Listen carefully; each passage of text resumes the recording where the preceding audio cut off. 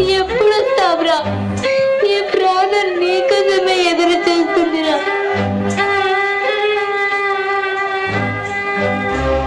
త్వరగా రారా, త్వరగా రా.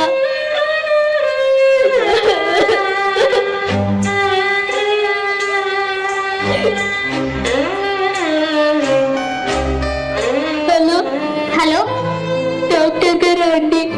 చెప్పండి. నేనండి భారతమని. మీరు ఈరోజు రమ్మని చెప్పారు, కానీ నా కొడుకు దుబాయ్లో ఉంటున్నాడు. వాడు వస్తాడని చెప్పాడు. వాడు రాగానే వచ్చి కలుస్తాం. మీ హెల్త్ కండిషన్ అస్సలు బాలేదు, ఆ విషయం మీకు కూడా తెలుసు. అసలు మీ పరిస్థితి మీ అబ్బాయికి చెప్పారా? మీరు ఇప్పుడు ఎమర్జెన్సీ కండిషన్ లో ఉన్నారు, త్వరగా ట్రీట్మెంట్ చేయాలి. నాకేం ప్రాబ్లం లేదు, తర్వాత మీ ఇష్టం. వాడు రాగానే వచ్చి కలుస్తాం డాక్టర్. సరే.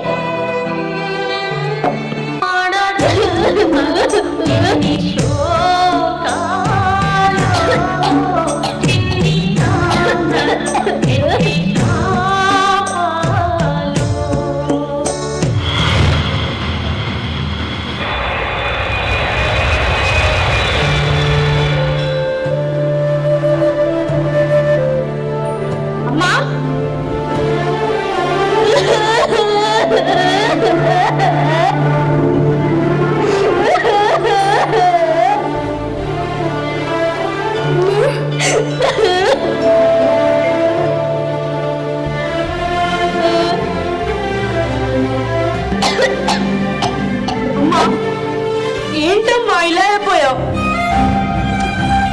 ఏమైందమ్మా? నాకేదో భయంగా ఉంది, చెప్పమ్మా. ఆరోగ్యం అసలు బాగుండడం లేదు. డాక్టర్కి చూపించావా? సుధా, సుధా ఇంట్లో సరుకుల కోసం బయటకి వెళ్ళట్టుంది. ఏంటమ్మా నీకు ఇలా ఉందని నాకు ముందే ఎందుకు చెప్పలేదు? దేశం కాని దేశంలో ఎన్ని ఇబ్బందులు పడుతున్నావో నా గురించి చెప్పి నిన్ను కంగారు పెట్టడం ఎందుకని. సరే హాస్పిటల్కి వెళ్దాము.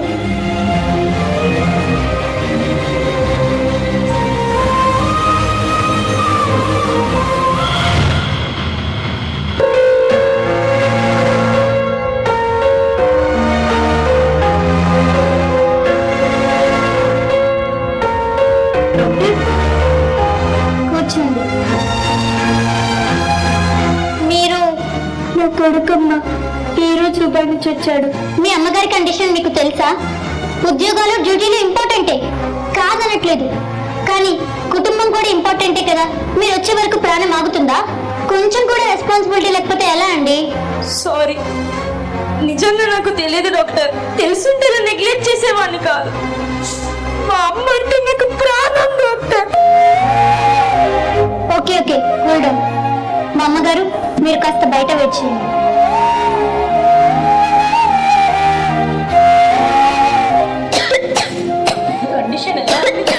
ఆమెకు అర్జెంటుగా ఆపరేషన్ చేయాలి. మినిమం 10 లక్షల దాకా ఖర్చు అవుతుంది. ఆమెను ఎంత త్వరగా అడ్మిట్ చేస్తే అంత మంచిది. ఓకే డాక్టర్, మనీ అరేంజ్ చేసుకుని వచ్చేస్తాను. ఆమెకు ఆల్రెడీ మందులు ఇచ్చాను, అవి కంటిన్యూ చేయండి.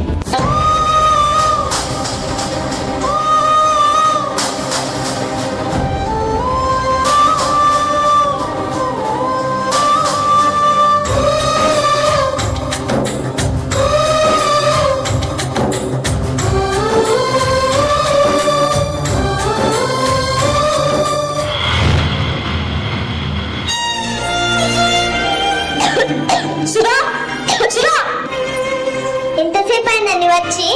అమ్మకు ఆరోగ్యం బాలేదని నాకెందుకు చెప్పలేదు? నిన్న అడిగేది. నెల నెల డబ్బులు పంపిస్తున్నానుగా, ఏం చేస్తున్నావు? ఇల్లు అమ్మేస్తా అంటున్నారు, అది తెలుసా? ఆ విషయం మీకు కూడా చెప్పారు. మనమే కొనుక్కుందామన్నారు, అందుకే డబ్బులు జాగ్రత్త చేస్తున్నా. అమ్మ కంటే నాకు ఏది ఎక్కువ కాదు. ముందు బ్యాంకుకి వెళ్ళి మొత్తం డబ్బు తీసుకురా. అమ్మ ఆపరేషన్కి కట్ట. అమ్మ ఉన్న డబ్బులు చాలు, ఫ్రెండ్స్ని కలిసి అడిగి చూసి. నేనున్నానమ్మా, నీకేం కాదు.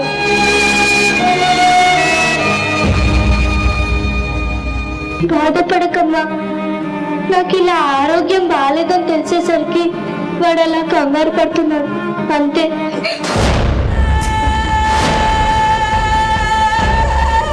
నువ్వు మాట్లాడకు. రాకరా కిట్టి కోసం చెప్పాల్సింది చెప్పి తిట్టించావు. అయినా నీకేం రాడ్ చేశాను? నేను చూడకుండానే బ్రతకావా ఇన్నాళ్ళు? నేనున్నానా? సొంతింటి రాత లేదనుకుంటే ఈ జన్మకి ఇల్లు కొనుక్కుందామని రూపాయి రూపాయి కూడబెడితే నీ రోగం పెద్ద మొత్తం ఊడ్చేస్తున్నావు.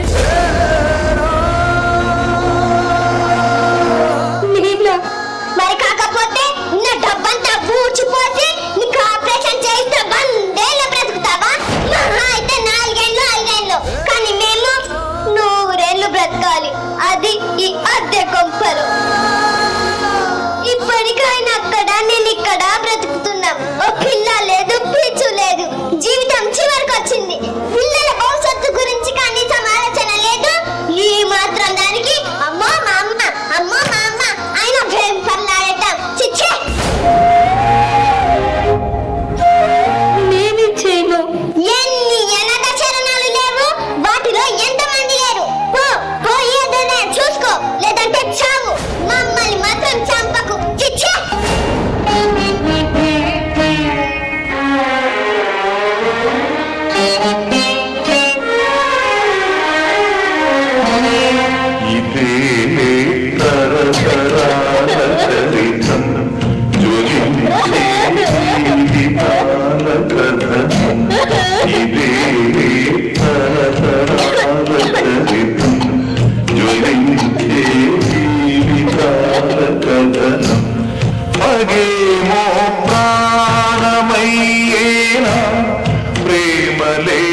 నా కోడలిన దాంట్లో తప్పేముంది? ఇప్పుడు నేను బ్రతికి మాత్రం ఎవరిని ధరించాలి? నా బిడ్డల భవిష్యత్తు నాకు ముఖ్యం. వాళ్ళ జీవితానికి ఆనందానికి నేను అడ్డం కాకూడదు. ఎవరి తలరాత ఎవరు రాస్తారు? దైవమున్నాడు, నడుపుతున్నాడు నడుపుతున్నాడు. ఎవరి తలరాత ఎవరు రాస్తారు? దైవమున్నాడు, నడుపుతున్నాడు నడుపుతున్నాడు.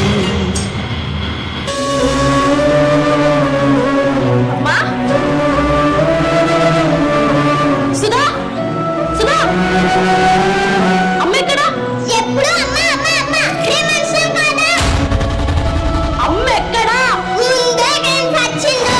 నాకేం తెలిసిపోయిందో చిచ్చే. సుధా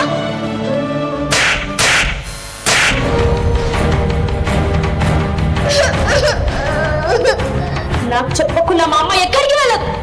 నువ్వే అదా ఉంటావు.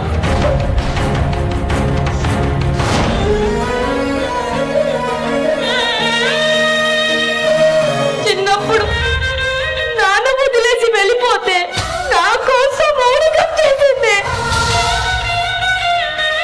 నా కడుపు నింపడానికి రాలెత్తిన కూలి అయింది.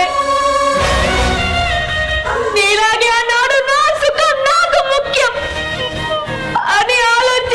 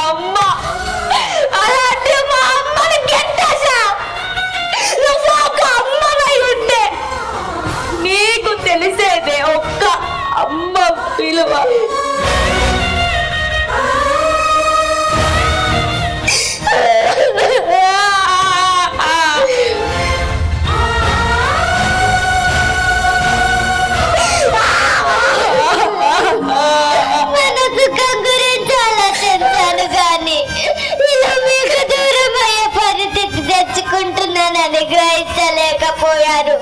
తప్పు చేశాను, నన్ను క్షమించండి. వెళ్ళి అత్తే గారిని తీసుకొద్దాం.